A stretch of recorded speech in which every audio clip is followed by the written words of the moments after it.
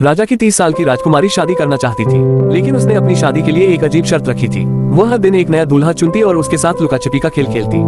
अगर दूल्हा उसे खोज लेता तो उसे सजाए मौत दी जाती। इस तरह उसने 16 दूल्हों को मरवा दिया। 17वां दूल्हा एक गरीब लड़का था जिसका नाम शीलू था। वह अपने क्रूर दादाजी से तंग आकर एक अनजान शहर में भाग आया था। वहाँ उसने एक जवान लड़के को हथकड़ी में देखा और पूछा कि क्या हुआ। एक बूढ़े व्यक्ति ने बताया कि शहर की राजकुमारी 30 साल की हो चुकी है और अभी तक अविवाहित है। कई लोग उससे शादी करना चाहते हैं, लेकिन कोई भी उसका लुका छिपी का खेल नहीं जीत पाता। राजकुमारी के पास एक जादुई शीशा है जो हर छिपे हुए व्यक्ति का पता बता देता है। जो भी पकड़ा जाता है उसका सिर काट दिया जाता है। उस दिन 16वां दूल्हा मारा गया था। शीलू ने ठान लिया कि वह इस क्रूरता को रोकेगा और राजकुमारी का घमंड तोड़ेगा। उसके पास 3 गुप्त सहायक शक्तियां थीं। कुछ दिन पहले शीलू अपने दादाजी के साथ मछली पकड़ने गया था। तभी उनके जाल में एक बहुत बड़ी मछली फंस गई। दोनों ने मिलकर उसे खींचने की कोशिश की, लेकिन वे सफल नहीं हुए। दादाजी कुल्हाड़ी लाने घर चले गए ताकि मछली को मारकर निकाल सके। तभी मछली बोल उठी, मुझे छोड़ दो, मेरे छोटे बच्चे मेरे बिना नहीं रह सकते। उसके बच्चे भी विनती करने लगे। शीलू, जो खुद अनाथ था, पिघल गया। उसने मछली को आजाद कर दिया। दादाजी लौटे तो बहुत गुस्सा हुए और उसे मारने दौड़े। शीलू भागकर एक चट्टान पर पहुंचा। तभी वही बड़ी मछली प्रकट हुई और उसे अपनी पीठ पर बैठाकर दूर ले गई। इस तरह वह बच निकला।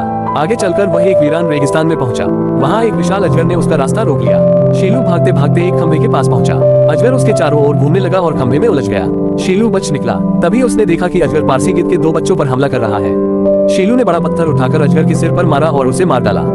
जब गिद्धों की माँ लौटी तो बच्चों ने पूरी बात बताई। गिद्ध ने शीलू को धन्यवाद दिया और एक जादुई पंख दिया। उसने कहा, जब भी मेरी जरूरत हो इस पंख को हवा में उछाल देना, मैं आज जाऊंगी। आगे बढ़ते हुए शीलू को 4 लोमड़ी के बच्चे रोते मिले। उन्होंने बताया कि उनकी माँ शिकारी के जाल में फंसी है। शीलू वहाँ पहुँचा। उसने देखा कि लोमड़ी का पैर जाल में फंसा है।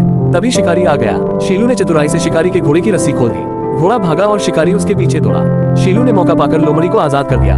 लोमड़ी ने कहा, जब भी तुम्हें मेरी मदद चाहिए 3 बार लोमड़ी की आवाज लगाना, मैं आज जाऊंगी। कुछ समय बाद शीलू ने राजकुमारी को चुनौती दी। राजकुमारी ने अपने जादुई शीशे में उसे देखा और मुस्कुराई। उसने सोचा कि यह भी बाकी दूल्हों की तरह हार जाएगा। पहली बार शीलू बड़ी मछली के पेट में छिप गया, लेकिन जादुई शीशे ने उसे ढूंढ लिया। वह पकड़ा गया और राजा के सामने लाया गया। शीलू ने चतुराई से कहा, ये शीशा अब पहले जैसा काम नहीं करता, इसमें दोष आ गया है। राजा, जो अपनी बेटी की शादी करना चाहता था, सोच में पड़ गया। उसने राजकुमारी से कहा कि खेल दोबारा होगा। दूसरी बार शीलू ने गिद्ध का पंख हवा में उछाला। गिद्ध आए और उसे अपने पंखों के बीच छिपाकर आसमान में ले गई। राजकुमारी ने शीशे में देखा, लेकिन उसे कुछ नहीं दिखा। वह घबरा गई। शीशे ने भी जवाब दे दिया। तीसरी बार शीलू ने लोमड़ी की आवाज लगाई। लोमड़ी आए और उसे महल के नीचे बने एक गुप्त सुरंग में छिपा दिया। राजकुमारी ने बहुत खोजा पर वह नहीं मिला। आखिरकार राजकुमारी हार मान गई। उसने स्वीकार किया कि शीलू जीत गया है। राजा ने खुशी से दोनों की शादी कर दी।